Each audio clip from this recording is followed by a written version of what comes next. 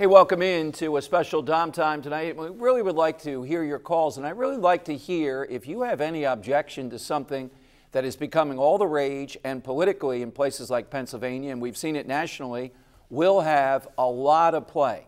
Coming off the Kermit Gosnell case, the case that we saw, the outrageous case in West Philly, or is it outrageous? Does this go on many times across America on a daily basis? Very late-term abortion. We're dealing with past 20 weeks or so. Joining us tonight is J.D. Mullane. J.D. is a columnist for the Bucks County Courier-Times, the Intelligencer, and PhillyBurbs.com. And J.D. was the person that exposed the national media reluctance to be at the Gosnell trial to talk about this. As a result of Gosnell, what's happened is the House and the Senate and various legislators across the country, including Texas, where you've seen a woman, Wendy Davis, called the abortion Barbie by some, stand there in those pink shoes and filibuster against a bill that essentially was about late-term abortion. J.D., thanks for joining us again tonight. Thanks, Tom. And you're right, this stuff goes on all across the country. There's a case in Baltimore right now with Stephen Brigham, who also did business in South Jersey, in an abortion clinic. There's a case in, I believe, out of Austin, Texas. Our lieutenant governor is investigating.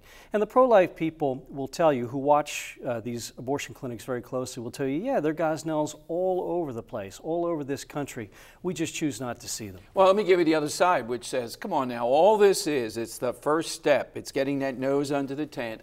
And guys like you and others like you, you're the articulate type of guy. You're not the knuckle dragger out there, but you want to ban abortion, essentially. That's what it's about. Well, you know, there's a reason during the Gosnell trial that every time those pictures came on the screen, pictures of the aborted children came on the screen, there were audible gasps in that courtroom because people know what's going on.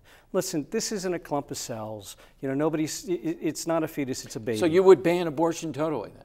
Well, you know, even the Catholic Church will allow abortion in cases, severe cases, where the mother's life is in jeopardy, where the mother's life seriously is in jeopardy, not where the mother is feeling down for a day. Aside from those things, I mean, we have somebody without those type of things. Ultimately, you'd like to see it made illegal? Well, illegal as a form of birth control, sure, which is how we use it in this country for the most part. All right, so not the woman making her choice and not just a cutoff of a certain number of weeks, which we're talking about tonight, and usually we set that at about 20 weeks. Yeah. So when you sat in the Gosnell... Well, look, you know, in Pennsylvania we have a law, and a person is legally dead when brain waves stop. And I've always thought, well, you know, why not have a law that says, you know, life begins when brain waves begin? And that's about 40 days, and I'm okay with that. 40 days, okay. We'd love to take calls with J.D. tonight, and again, we're talking about what's going on in Texas, and the repercussions of this here in Pennsylvania, and also nationally. We've seen a vote. Most of the area representatives, except for John Runyon, I think was the only one, voted the so-called Gosnell bill. They voted to curtail abortion at 20 weeks. You couldn't go over 20 weeks. And I think that's a good starting point. I don't think that has anything to do with pro-choice or pro-life. It's just common sense that that's a human life at that point.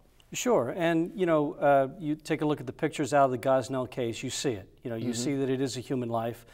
And while pro-life people would like the procedure to be eliminated, to be made illegal, they're going to have to take their wins when they can. And reducing it, restricting it to 20 weeks is a pretty good start. We can get that down. Tell me what you make of the fact, though, that Wendy Davis, the woman we've seen from Texas, the woman in the sneakers, attractive blonde, standing there filibustering I don't know how many hours, has become such a national star. They're talking about running her for governor of Texas, and they're talking about a national platform for her. And there are a lot of people there in Texas now, cheering her, J.D. What does that tell you? Well, I don't know how many people in Texas are actually cheering Wendy Davis because she stands on the side of Kermit Gosnell. Remember, Kermit Gosnell was pro-choice, just like Wendy Davis. So, and you've always got to evaluate her popularity through the prism of the media, which is largely pro-choice also.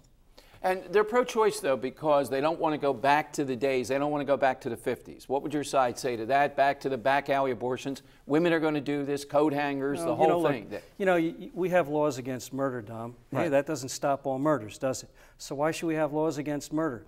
You know, the argument that, well, if you outlaw abortion, you're still going to have women having abortions. Of course you are. But you know, 1.2 million little lives are snuffed in this country every year. and we shrug at it for the most part. The statistics are mind-boggling that we have found since the 1970s, since we've had Roe v. Wade. What do the national studies tell us of live births versus abortions?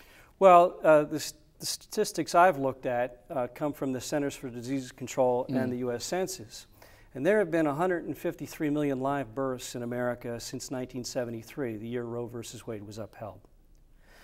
About 55 million abortions since 1973. If you do the math, that means 1 out of every 3 Americans since 1973 has been aborted. Think about that, Dom. 1 out of every 3 Americans since 1973. All right, what do you say to people watching, and they may call in to say, yes, but that preserved the woman's right to make decisions along with her doctor and everything else about what she wants to do in her life? Who are you to say, even though that's a staggering number, even though we see Giordano and all that, who are you to intervene?